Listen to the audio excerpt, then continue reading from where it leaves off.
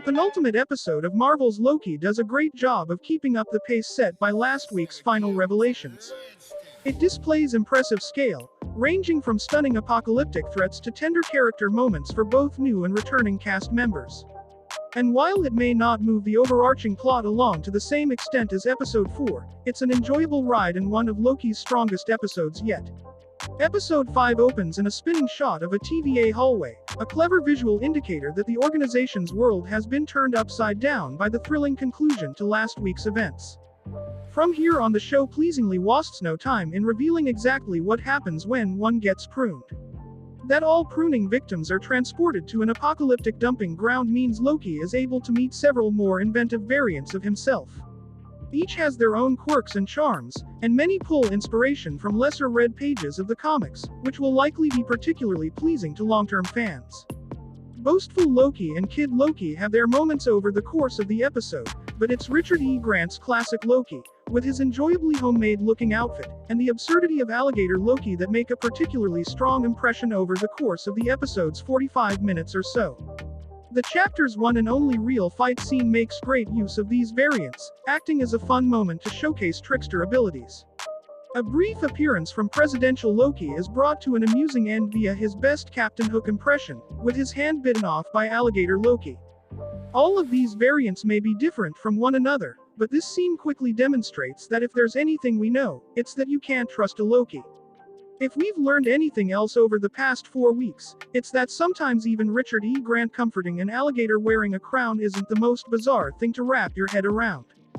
This week's weirdest idea is firmly reserved for the situation that Loki now finds himself in, the Void. Each Loki variant has their own quirks and charms. Many pull inspiration from lesser-read comics, which will likely please long-term fans. While some episodes of Loki have taken their time to move the plot along, thankfully the same can't be said here. We quickly learn that the Void is a place at the end of time where nothing ever returns. Here Alioth, a giant smoky Godzilla-like tempest, roams its skies, preying on all who have been pruned. Naturally, Loki considers the nothing ever returning part of this equation not to his liking, and so promptly launches a plan to kill Alioth. The manner in which the entity effortlessly destroys a battleship, though, is a fun method of indicating just how futile Loki's plans are. A new course of action is needed then. Luckily for the group's chances of survival, it isn't solely down to Loki's way of thinking, as Sylvie has a plan of her own. Despite her importance here, though, the episode is oddly content to keep her stuck in the TVA offices for the first half of the episode. This is entirely to endure dull exposition scenes with Renslayer, whose true motivations appear to flip-flop with every ticking of Miss Minute's clock. Renslayer is a mysterious character that we still don't really know a whole lot about, and it remains a shame that Marvel hasn't taken the time to develop her character. At this point it's unlikely she'll evolve, as it feels like we're full steam ahead on plot until the end. That's not to say there isn't still time for things to slow down though, even amongst the chaos that reigns at the end of time. The standout scene in the episode is quite literally the calm before the storm, as Loki and Sylvie nervously chat away like two awkward teenagers discovering romantic feelings for the first time. Tom Hiddleston and Sophia Di Martino play the moment out beautifully, bringing a touching sense of humanity. In a landscape full of gods and monsters, it only serves to strengthen their bonds with each other, as well as with the audience.